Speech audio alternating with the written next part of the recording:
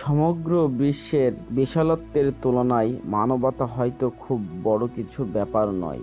আমরা হয়তো এখানে কোনো বিশেষ কারণে উপস্থিত হইনি, হয়তো আমরা কেবল আছি।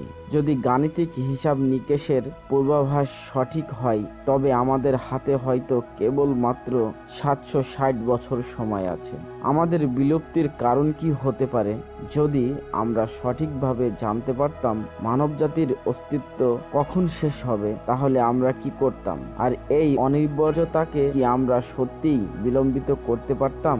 মামু সিরিজের আজকের ভিডিওতে আমরা সেই সম্পর্কে জানতে চলেছি। চলুন শুরু করা যাক। এই ভিডিওতে আমরা জানবো কি ঘটবে যদি আমরা নিশ্চিতভাবে জানতে পারতাম মানবজাতির বিলুপ্তির সঠিক সময়।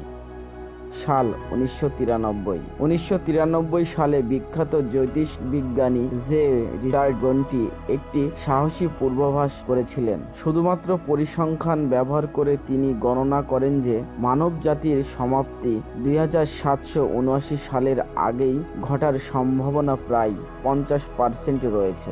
আমাদের হাতে আছে আর মাত্র 760 বছর। এই সময়ের মধ্যে হয়তো পৃথিবীকে নতুন কোনো জীবনের কাছে ছেড়ে দিতে হবে, অথবা হয়তো আমাদের সকলেরই একেবারে পৃথিবী ছেড়ে চলে যাওয়ার প্রস্তুতি নিতে হবে। সঙ্গেই থাকুন, কারণ আমরা আপনাকে মানব জাতির এক অনন্য ভবিষ্যতের সফরে নিয়ে যেতে চাই।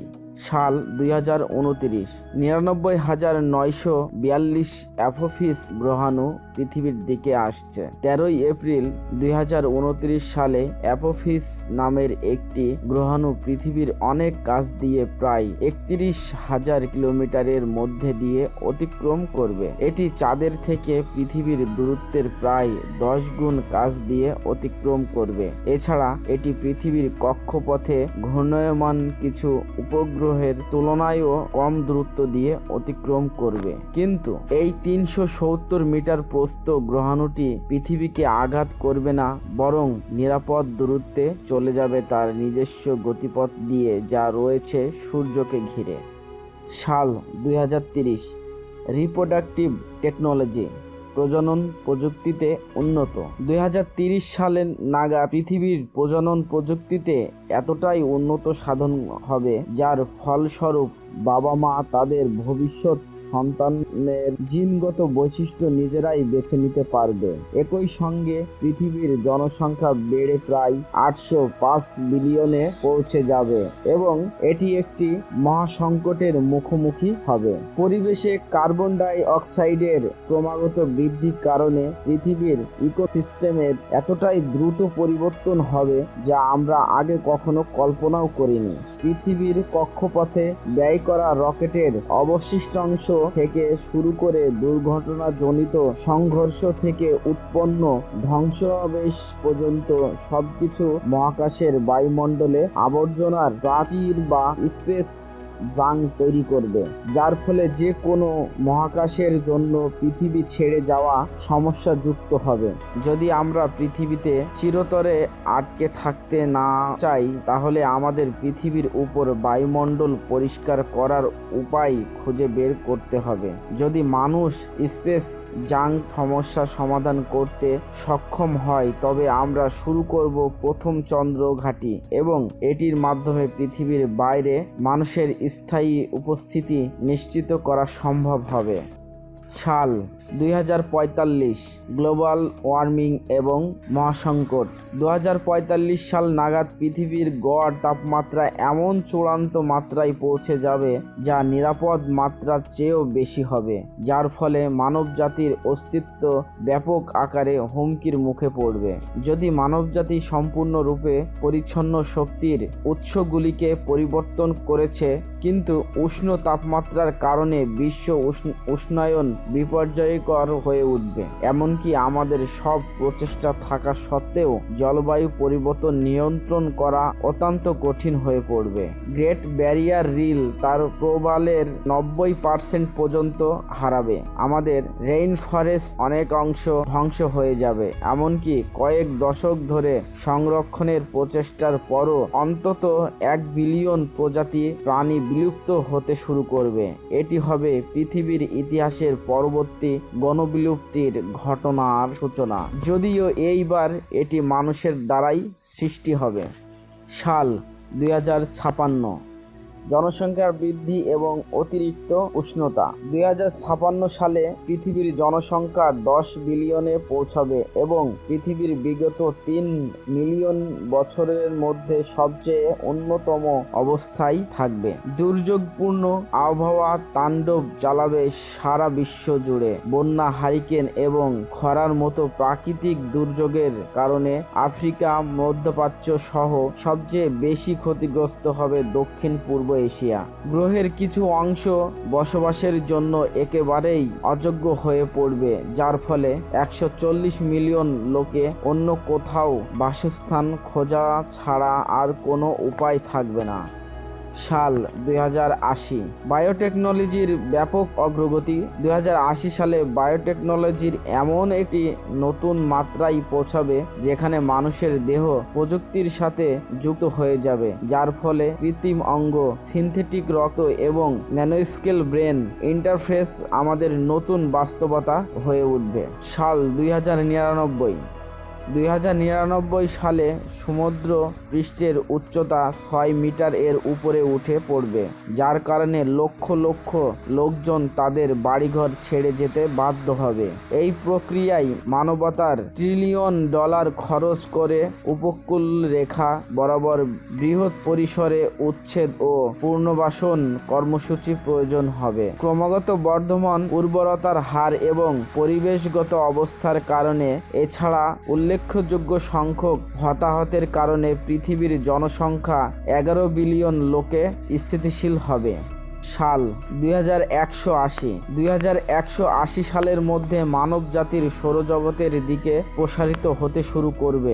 গ্রহাণু খনি এবং মঙ্গল গ্রহের টেরাফর্মিং কাজ চলবে। পাশাপাশি আরও বেশি লোকের মধ্যে মহাকাশ প্রযুক্তিগুলি অ্যাক্সেস থাকবে, যার ফলে সন্ত্রাসদের একটি নতুন রূপ আবির্ভূত হবে। এর কারণে একটি মহাকাশালয় হাইজ্যাক করা এবং উপগ্রহগুলিকে পৃথিবী, চাঁদ এবং মঙ্গল গ্রহের দিকে পুনর্নির্দেশিত করতে ব্যবহার করা সম্ভব হবে। মহাকাশ অবকাঠামোর অভাব মহাকাশ উপনিবেশগুলিতে বিশেষভাবে দুর্বল করে দেবে। সাল 2280 সালে অ্যান্টিম্যাটার প্রপোলশন দ্বারা পরিচালিত মহাকাশালয় মানব জাতিকে সৌরজগতের বাইরে নিয়ে চলে যাবে। স্বয়ংক্রিয় মানুষবিহীন প্রোব পাঠানো হবে গ্যালাক্সি দূরবর্তীয় অঞ্চলগুলিতে, যেগুলো হাজার হাজার ইন্টারস্টেলার ওয়ার্ল্ডে নিয়ে গবেষণা করে আমাদেরকে তথ্য পাঠাবে। 23 শতকের শেষ নাগাদ মানুষ হয়তো আমাদের সৌরজগতের 100 আলোকবর্ষের মধ্যে একটি উষ্ণ ভেজা এক্সট্রো প্ল্যানেটে বিদ্যমান একটি মাইক্রোবায়াল এলিয়েন জীবনের নিশ্চিতকরণ পেতে পারে। সাল 2300, ট্রান্সহিউম্যান যুগের শুরু। 23 শতকের শেষের দিকে ন্যানো প্রযুক্তির অগ্রগতির ফলে মানুষ রূপান্তরিত হবে ট্রান্সহিউম্যানে, যেখানে বুদ্ধিমত্তা এবং শারীরিক শক্তি ব্যাপক উন্নতি ঘটবে, যার ফলে স্বরূপ হয়তো তারা সুপার হিরোর মতো করে অনেক জোরে দৌড়তে পারবে বা অদৃশ্য হতে পারবে, কিংবা ইচ্ছার মতো রূপ বদল করতে পারবে। সাল 2500, টাইপ 1 সভ্যতার দিকে মানবজাতির উত্তরণ। 2500 সাল নাগাদ মানবজাতির কার্দাশেভ স্কেল অনুযায়ী টাইপ 0 থেকে টাইপ 1 সভ্যতায় রূপান্তরিত হবে, যেখানে তারা পৃথিবীর সমস্ত শক্তি উৎপাদন করতে পারবে বা প্রয়োজন অনুযায়ী নিয়ন্ত্রণ করতে পারবে। তারা ইতিমধ্যে হয়তো আবহাওয়া এবং বৈশ্বিক জলবায়ু নিয়ন্ত্রণ সহ ভূমিকম্পকে থামিয়ে দেওয়া কিংবা সমুদ্রের নিচে শহর তৈরি করা শুরু করবে। তাদের পরবর্তী পদক্ষেপটি সূর্যের শক্তিকে সম্পূর্ণরূপে পরিচালনা করার উপায়গুলি বিকাশ করবে, যার ফলে তারা ডাইসন ব্লকের মতো মহাকাশের মেগা কাঠামো তৈরি করতে শুরু করতে পারে। সাল 779। মানব জাতির সম্ভাব্য বিলুপ্তির সময়কাল। পূর্ববর্তী ঘটনাগুলির শৃঙ্খল মানব জাতিকে এক বা একাধিকভাবে পৃথিবী থেকে সম্পূর্ণরূপে অদৃশ্য করে দিতে পারে, কিন্তু এটাও তো হতে পারে যে আমরা তখন অন্য কোথাও মহাকাশে স্থায়ী বসতি গড়ে ফেলেছি। আমরা হয়তো শেষ পর্যন্ত আমাদের প্রতিষ্ঠিত মহাকাশ উপনিবেশে চলে যেতে পারি, অথবা এটি আর আমাদের নাও হতে পারে। হয়তো একটি নতুন বায়োটেকনোলজিক্যাল ইঞ্জিনিয়ার রড প্রজাতির হয়ে যাবে। অবশ্যই এটি শুধুমাত্র একটি মোটামুটি সময় রেখা যা ভবিষ্যৎবাদীদের দ্বারা পরিসংখ্যা এবং গাণিতিক মডেলের উপর ভিত্তি করে অনুমান করা হয়েছে। আপনি যদি মানবতার আসন্ন বিলুপ্তি নিয়ে বিরক্ত হন, তবে মনে রাখবেন যে এটি সত্য হওয়ার সম্ভাবনা মাত্র 50%। বিজ্ঞানীরা আমাদের বিলুপ্তির তারিখ গণনা করেছেন একই সূত্র ব্যবহার করে যা মার্কেটাররা ভবিষ্যৎবাণী করতে ব্যবহার করে, যে আপনি অনলাইনে কোন পণ্য ক্লিক করতে পারেন বা আপনি কাকে ভোট দেবেন। এটা কেবলমাত্র সম্ভাব্যতা, তবে গ্যারান্টি নয়। এছাড়া অন্যান্য ভবিষ্যৎবাণীগুলি আমাদের বোঝায় যে আমরা বিলুপ্তির মুখোমুখি হব 760 সালের নয়, বরং এখন থেকে 10,000 বছর পর। সেই ক্ষেত্রে আমরা যথেষ্ট দীর্ঘ সময় কাটাবো। 3500 সালের দিকে পৃথিবীর মেরুগুলিকে উল্টে যেতে দেখতে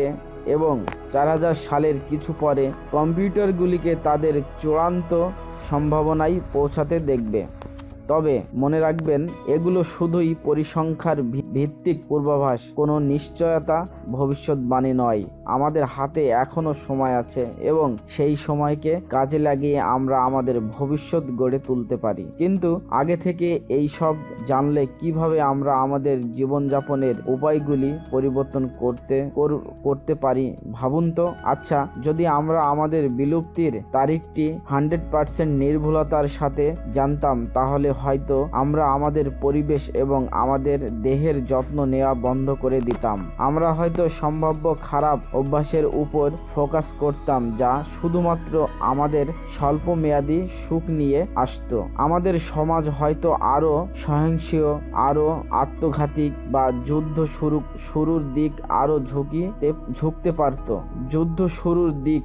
ঝুঁকতে পারত, অথবা আমরা দল বেঁধে এই পাথর থেকে নামতে চেষ্টা করতে পারি। আমরা আমাদের নিজস্ব সৌরজগতের বাইরে অন্য জায়গাগুলোতে যাওয়ার জন্য খোঁজ শুরু করতে পারি। আমরা সেখানে স্থিতিশীল মানব জনসংখ্যার সাথে উপনিবেশ স্থাপন করতে পারি। তাহলে এমনকি কিছু মহাজাগতিক শক্তি দ্বারা পৃথিবী নিশ্চিহ্ন হয়ে গেলেও মানুষের অস্তিত্ব অব্যাহত থাকবে। তারা চালিয়ে যেতে পারবে যতক্ষণ না মহাবিশ্ব নিজেই ভেঙে পড়বে এবং বিদ্যমান বন্ধ করে দেয়। কিন্তু সেই গল্পটি না হয় অন্য একটি এপিসোডে হবে। তবে আমাদের সকলেরই উচিত এই গল্প থেকে শিক্ষা নেওয়া এবং আরও এই বিষয়ে জানা, কারণ পৃথিবীকে দীর্ঘস্থায়ী করতে আমাদের মানব জাতিকে পৃথিবীর প্রতি যত্নশীল হতে হবে। মনে রাখতে হবে, পৃথিবীর সুস্থতাই আমাদের পৃথিবী টিকিয়ে রাখার মূল লক্ষ্য। আজকের মতো এখানেই শেষ করছি। সকলেই ভালো থাকবেন।